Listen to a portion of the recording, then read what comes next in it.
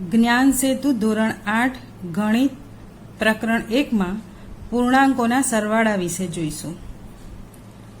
અહીં આપ્યું છે 3 + 5। તમારે સંખ્યા રેખાનો ઉપયોગ કરીને સરવાળા કરવાના છે। તો સૌથી પહેલા અહીંયા 3 હોય, જે સંખ્યા હોય એ સંખ્યા રેખા ઉપર એ સ્થાને ઘાટું ટપકું કરી દો। ત્યાર પછી +5 આપ્યા છે। તમારે ધ્યાન એ રાખવાનું છે કે વત્તા પછી ધન સંખ્યા હોય તો જે સંખ્યા હોય એટલા સ્ટેપ તમારે જમણી બાજુ જવાનું છે। અહીંયા 5 છે તો 3 પછી 5 સ્ટેપ જમણી બાજુએ ખસવાનું છે। આ પહેલું સ્ટેપ, આ બીજું, ત્રીજું, ચોથું અને પાંચમું। તો પાંચમા સ્ટેપે કઈ સંખ્યા આવે છે? 8। એટલે કે 3 + 5 બરાબર કેટલા થશે? 8। ત્યાર પછી અહીંયા બીજી સંખ્યા આપી છે -3 અને -5 નો સરવાળો કરવાનો છે। હવે તમારે -3 વત્તા પછી આવશે -5 એટલે કે ઋણ સંખ્યા। તમારે ધ્યાન એ રાખવાનું છે કે વત્તા પછી જ્યારે ઋણ ચિહ્ન હોય તો તમારે વિરુદ્ધ પ્રક્રિયા કરવાની, એટલે કે જે જમણી બાજુ જતા હતા એની જગ્યાએ આપણે એટલા સ્ટેપ ડાબી બાજુએ ખસવાનું છે। સૌથી પહેલા -3 આપણે ઘાટું ટપકું કરીએ છીએ અને ત્યાર પછી -5 ઉમેરવાના છે, એટલે કે તમારે એટલા સ્ટેપ કઈ બાજુ જવાનું છે? ડાબી બાજુએ। એટલે 5 સ્ટેપ ડાબી બાજુએ જાઓ તો 1, 2, 3, 4 ને 5। આ પાંચમા સ્ટેપે કઈ સંખ્યા આવે છે? -8। એટલે કે -3 વત્તા -5 બરાબર -8 થશે।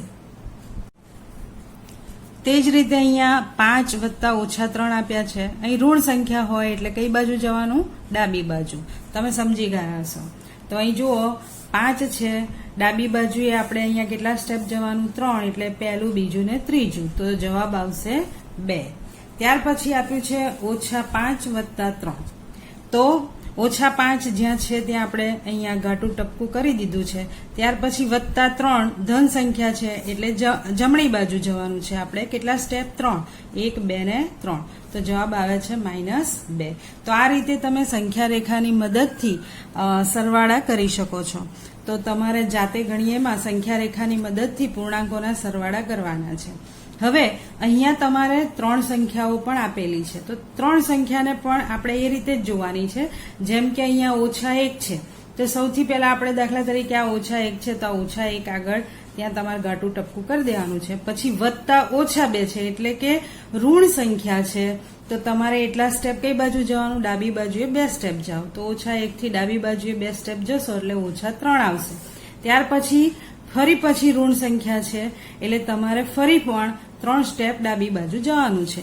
એટલે હમણાં તમે જોયું કે અહીંયા -3 આવેલા હતા, હવે ફરી 3 સ્ટેપ જાઓ તો 1, 2 ને 3। તો તમારે અહીંયા આનો જવાબ આવશે -6। તો આ રીતે તમારે સંખ્યા રેખાની મદદથી સરવાળા કરવાના છે।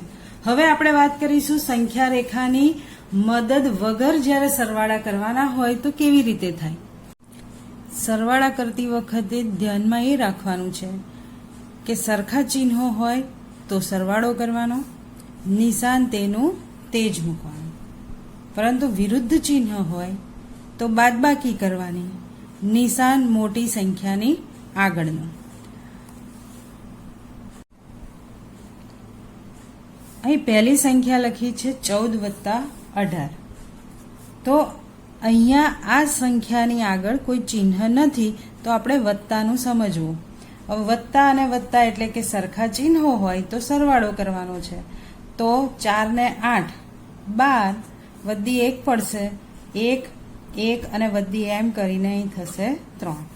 ચિહ્ન કોનું આપવાનું? તો સરખા ચિહ્નો હોય તો સરવાળો કરો, નિશાન તેનું તે એટલે સરવાળાનું ને સરવાળાનું, જે આપણે લખતા નથી। તે જ રીતે અહીંયા છે 14 વત્તા પછી લખ્યું છે -18। તો જ્યારે આવી સંખ્યા હોય ત્યારે તમારે પહેલા વત્તા ઓછા થશે ઓછા અને અહીંયા લખવાના છે 18, વત્તા ઓછા ઓછા ત્યાર પછી 18। હવે તમે જુઓ કે આની આગળ વત્તાનું ચિહ્ન અને આની આગળ ઓછાનું એટલે કે વિરુદ્ધ ચિહ્નો થયા। વિરુદ્ધ ચિહ્નો હોય ત્યારે તમારે હંમેશા બાદબાકી જ કરવાની।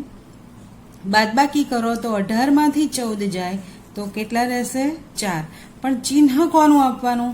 તો એવું યાદ રાખવાનું, જ્યારે તમે બાદબાકી કરો છો ત્યારે જે સંખ્યાની આગળ જે મોટી સંખ્યા હોય એની આગળનું ચિહ્ન તમારે આપવાનું હોય છે.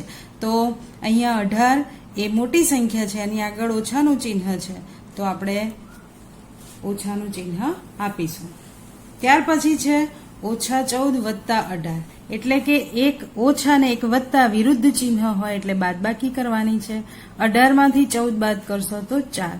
ચિહ્ન કોનું આવશે? તો ચિહ્ન આવે મોટી સંખ્યાની આગળનું. અહીંયા મોટી સંખ્યા 18 છે, એની આગળ વત્તાનું ચિહ્ન છે, એટલે અહીંયા આની આગળ વત્તાનું ચિહ્ન આવે, પણ વત્તાનું આપણે લખતા નથી. તે જ રીતે તમે જુઓ કે અહીંયા -14 છે, પછી વત્તા ઓછા એટલે -18.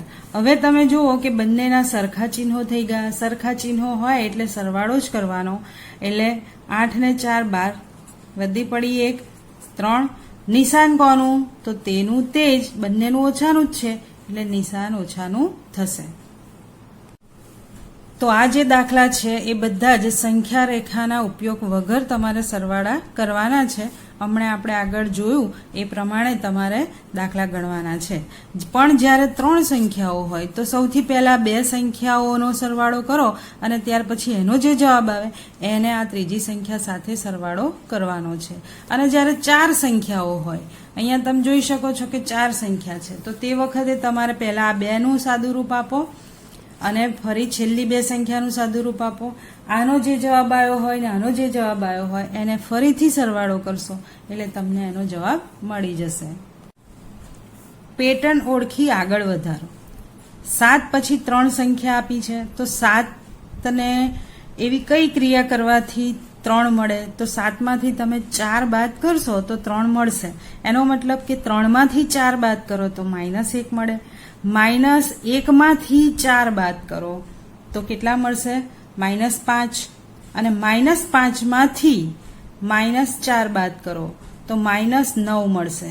પછી -9 માંથી -4 બાદ કરો, તો એ રીતે તમારે આગળ પેટર્ન લખવાની છે. એ જ રીતે અહીં તમે જુઓ 2, 2 ને 2 4, 4 ને 2 6, 6 ને 2 8, તો હવે 8 ને 2 થશે 10, 10 ને 2 12, એ રીતે આખું લખવાનું છે.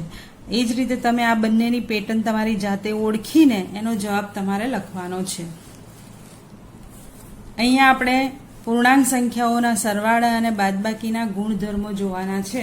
એમાંનો પહેલો ગુણધર્મ છે સરવાળા વિશે સંવૃત્તાનો ગુણધર્મ. તો 17 વત્તા 23 બંને સરખા ચિહ્નો છે, સરવાળો કરો 40 પૂર્ણાંક સંખ્યા આવે છે. એટલે એવું કહેવા માંગે છે કે 2 પૂર્ણાંક સંખ્યાઓનો સરવાળો એ પૂર્ણાંક સંખ્યા મળે છે. બરાબર, એટલે કે પૂર્ણાંક સંખ્યાઓ સરવાળા માટે સંવૃત્તા ધરાવે છે. તે જ રીતે બાદબાકી વિશે સંવૃત્તાની વાત કરીએ તો 7 ઓછા 9 આપ્યા છે, તો 9 માંથી 7 જાય તો 2, ચિહ્ન મોટી સંખ્યાની આગળનું એટલે -2. -2 એ પૂર્ણાંક સંખ્યા છે. તમે પૂર્ણાંક સંખ્યા તો સમજો છો ને?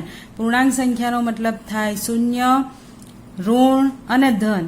આમાંની કોઈ પણ સંખ્યાને પૂર્ણાંક સંખ્યા કહી શકાય. ત્રણેય એની અંદર સમાવેશ થતો હોય છે. તો હવે જુઓ તમે, અહીંયા 17 ઓછા 21 ઓછા વત્તા થઈ જશે એટલે જવાબ આવશે 38. તો 38 એ પણ પૂર્ણાંક સંખ્યા છે. તો અહીંયા તમારે એ રીતે ખાલી જગ્યાઓ પૂરવાની છે. આના પરથી સાબિત એ થાય છે કે પૂર્ણાંક સંખ્યાઓ બાદબાકી માટે સંવૃત્તા ધરાવે છે. ત્યાર પછી છે ક્રમનો ગુણધર્મ. 3 વત્તા 5 કરો તો જવાબ આવશે 8. 5 અને 3 નો સરવાળો કરો તો પણ જવાબ આવે છે 8. એટલે કે આ બંનેના ક્રમમાં ફેરફાર કરવાથી સરવાળાના જવાબમાં કોઈ ફેરફાર થતો નથી. -8 વત્તા -9 બરાબર 17.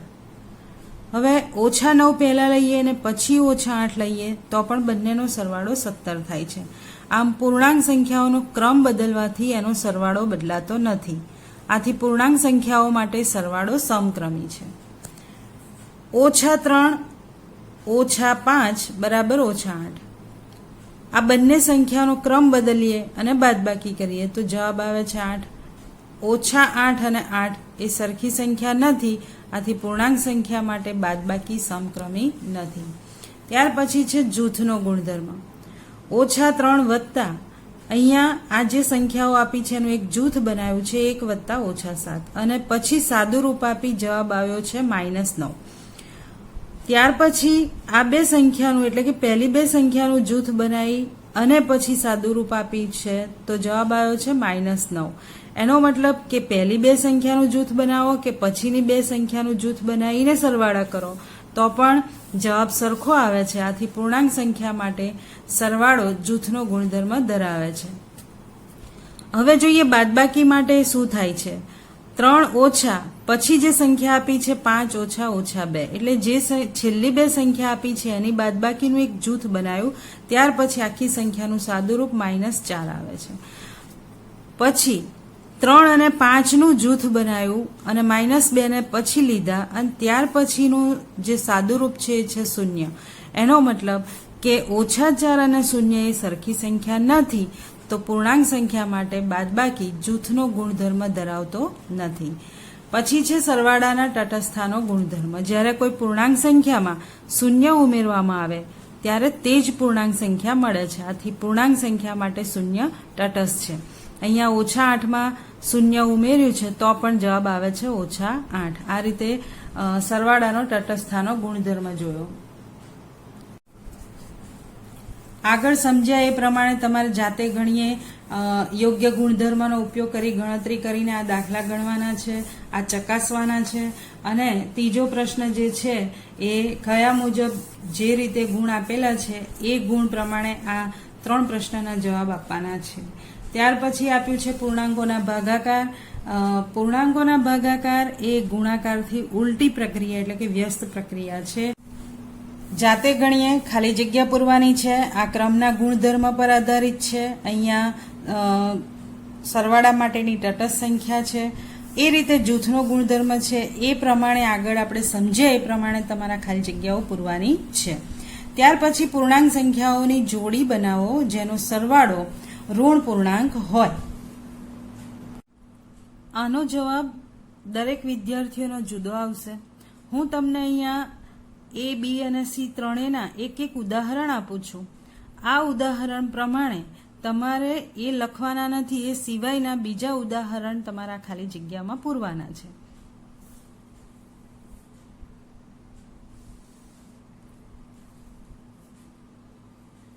પૂર્ણાંકની એવી જોડી લખો જેનો તફાવત ઋણ પૂર્ણાંક હોય, 0 હોય અને બંને પૂર્ણાંક સંખ્યા કરતાં મોટી પૂર્ણાંક સંખ્યા હોય. તો આના પણ તમને હું ઉદાહરણ આપું છું. એ ઉદાહરણ તમારે ડાયરેક્ટ લખવાના નથી, એ સિવાયના બીજી કોઈ સંખ્યાના જવાબ તમારે લખવાના છે. ત્યાર પછી અહીંયા ગુણાકાર આપ્યો છે. આમાં તમારે ધ્યાન એ રાખવાનું છે ગુણાકાર કરતી વખતે ઓછા ઓછા વત્તા થાય એટલે કે બંને ઓછા ચિહ્નવાળી આ બધી જ ખાલી જગ્યાના જવાબ તમને હવે આગળ જે ગુણાકારના ગુણધર્મો સમજાવું છું એના આધારે તમારે લખવાના છે. પૂર્ણાંક સંખ્યાઓના ગુણાકાર વિશેના ગુણધર્મો. એમાં પહેલો ગુણધર્મ છે ગુણાકાર વિશે સંવૃત્તતા. તમે જોઈ શકો છો કે અહીંયા બે ઋણ સંખ્યાઓનો ગુણાકાર આપ્યો છે. આ બંનેનો ગુણાકાર કરો છો તો અહીંયા મળે છે ધન સંખ્યા. ત્યાર પછી અહીંયા ઋણ અને ધન આ બંને સંખ્યાનો ગુણાકાર. જ્યારે ગુણાકાર કરો તો ધ્યાન એ રાખવાનું કે જ્યારે બેકી સંખ્યામાં ઋણ હોય ને તો ગુણાકાર કરવાથી ધન થઈ જાય અને જો એકી સંખ્યામાં ઋણ હોય ત્યારે ગુણાકાર કરવાથી ઋણ જ મળે સંખ્યા. તો આ બે પૂર્ણાંક સંખ્યાઓનો ગુણાકાર કરવાથી એક પૂર્ણાંક સંખ્યા જ મળે છે. એટલે કે ગુણાકાર માટે પૂર્ણાંક સંખ્યાઓ સંવૃત્ત છે. ત્યાર પછી આપ્યું છે ગુણાકાર માટેનો ક્રમનો ગુણધર્મ. અહીંયા તમે જુઓ કે 3 ગુણ્યા -4 આપ્યા છે તો એનો જવાબ આવે છે -12. એ જ રીતે જો તમે ક્રમ બદલી નાખો એટલે કે -4 પહેલા લખો ને 3 પછી લખો ને ગુણાકાર કરો તો પણ જવાબ આવે છે -12. એટલે કહી શકાય કે ગુણાકાર પૂર્ણાંક સંખ્યાઓ માટે સમક્રમી છે. 0 વડે ગુણાકાર. કોઈ પણ સંખ્યાને જ્યારે 0 વડે ગુણવામાં આવે તો એનો જવાબ હંમેશા 0 જ આવે છે. તો અહીંયા તમે જુઓ છો કે -3 ગુણ્યા 0 કરો તો પણ 0 એટલે કે ઋણ સંખ્યાને પણ 0 વડે ગુણો તો 0 આવે, ધન સંખ્યાને 0 વડે ગુણો તો પણ 0 આવે અને 0 ને 0 વડે ગુણો તો પણ જવાબ 0 આવે છે. ગુણાકારની તટસ્થ સંખ્યા. એક એ ગુણાકારમાં પૂર્ણ સંખ્યા અને પૂર્ણાંક સંખ્યા માટે તટસ્થ સંખ્યા છે. ધ્યાન રાખજો, અહીંયા એક એ ધન છે, પણ -1 એ પૂર્ણાંક સંખ્યા માટે તટસ્થ સંખ્યા નથી. તટસ્થ સંખ્યાનો મતલબ એવો થાય કે જે પણ સંખ્યાને 1 વડે ગુણો તો જવાબ એની એ જ સંખ્યા મળે છે. ત્યાર પછી છે ગુણાકાર માટે જૂથનો નિયમ. અહીંયા તમે જુઓ કે અહીંયા જે સંખ્યાઓ આપી છે એમાં આ બે સંખ્યાનો ગુણાકાર કરી અને એક જૂથ બનાવ્યું છે. ત્યાર પછી અહીંયા ગુણ્યા 5 આપ્યા છે, તો આ બંનેનો સૌથી પહેલા ગુણાકાર કરશો તો 3 દુ 6 થશે અને એને ગુણ્યા 5 જવાબ આવશે 30. હવે આ બે સંખ્યાનો જૂથ બનાવ્યું, એના કરતાં આપણે હવે આ બે સંખ્યાનું જૂથ બનાવીને ફરી આપણે એનું સાદું રૂપ આપ્યું તો પણ જવાબ આવે છે 30. એનો મતલબ કે ઋણ પૂર્ણાંક સંખ્યાનો ગુણાકાર એમના જૂથ પર આધારિત નથી, તેથી તેને પૂર્ણાંક સંખ્યાઓના ગુણાકાર માટે જૂથનો ગુણધર્મ કહે છે. વિભાજનનો ગુણધર્મ. -2 ગુણ્યા વિભાજનના ગુણધર્મમાં અહીંયા ગુણાકાર અને સરવાળો બંને ક્રિયા સાથે થશે. અહીંયા તમે જુઓ કે -2 ગુણ્યા પછી કૌંસમાં 3 + 5 આપ્યા છે, તો અહીંયા સૌથી પહેલા વિભાજન કરવાનું છે, એટલે સૌથી પહેલા -2 ને 3 વડે ગુણો, ત્યાર પછી વત્તા -2 ને 5 વડે ગુણો. એટલે અહીં તમને નીચે આપ્યું છે એનું વિભાજન કરીને અને પછી જવાબ લખશો તો જવાબ આવે છે -16. આમ સરવાળા પર ગુણાકારનું વિભાજન થાય છે.